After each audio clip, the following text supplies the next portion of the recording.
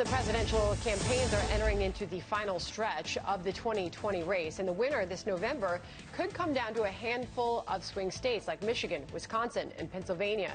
The GOP leaders in those states say they have no doubt that President Trump will win. The chairman of the Pennsylvania GOP, Lawrence Tabas, joins us now.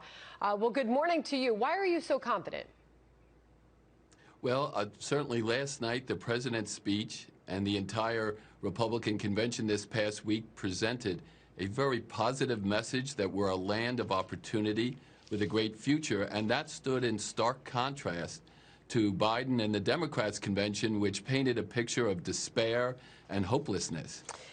In addition, the economy has been just strong issue for the president as well.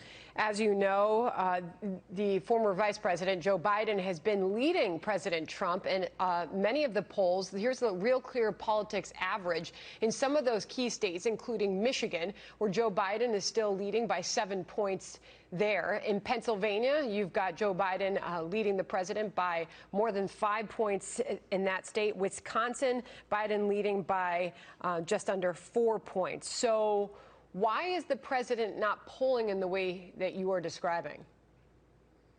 Well, first of all, these polls are just a snapshot in time.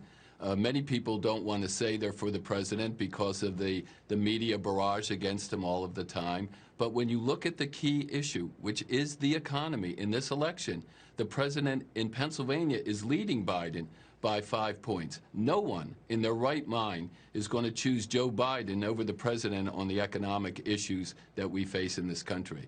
And by the way, Biden's poll numbers in Pennsylvania have been coming down. The momentum has switched to the president. You look at some of those key states for the president in the Midwest and the Rust Belt states back in 2016 that the president was able to flip from Obama: Iowa, Michigan, Ohio, Pennsylvania, and Wisconsin.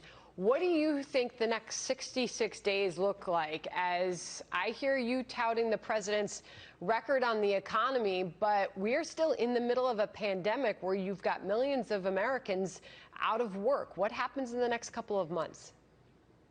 Well, the pandemic is going to end, and who is best to restore that economy? And the president has proven he's done it for all Americans, African Americans, Latinos, Hispanics, women, Asians, all workers. But in all of those states that you mentioned, the key factor is the building trade unions and their members. They are pro-growth. They see that Biden and the Democratic policies will slash their jobs and their opportunities, and they are moving towards the president in all those key states, including Pennsylvania. And energy, a big industry with agriculture in Pennsylvania. The president's policies are supportive of those, and Joe Biden's policies will destroy those economies for the agriculture industry and energy in Pennsylvania and the Rust Belt. Finally, Lawrence, one talking point from the left and those that are supporting Joe Biden say the president hasn't followed through on his promises for manufacturing jobs, and that the growth in those manufacturing jobs has not been as robust as he promised. To that you say what? Well, before the crisis, they had grown for the first time in decades, manufacturing in this country. Plus, his policies with China have meant that we will have even more manufacturing done in the United States. If that's Joe Biden's best point against the president, then we're going to win in a landslide. Lawrence Tabas, appreciate you coming on with your viewpoints on all of that this morning. Thank you.